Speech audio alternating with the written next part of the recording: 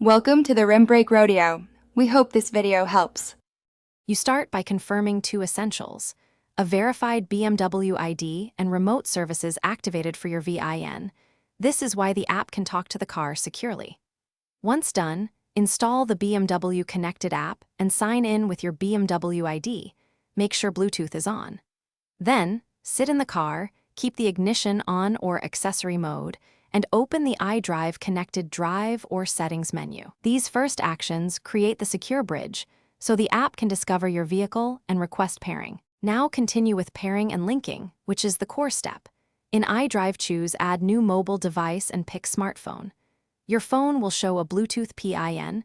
Confirm that code on the iDrive screen. This prevents rogue connections. Then grant contact and media permissions so features like sent routes and hands-free work.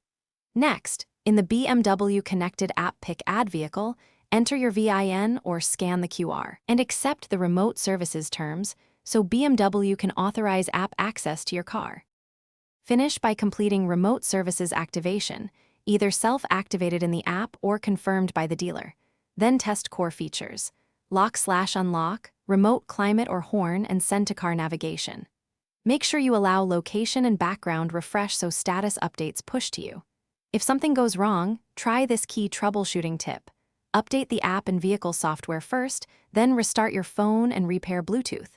If still failing, remove old pairings and verify remote services is active on your BMW ID. Thanks for watching. Consider subscribing if we helped you.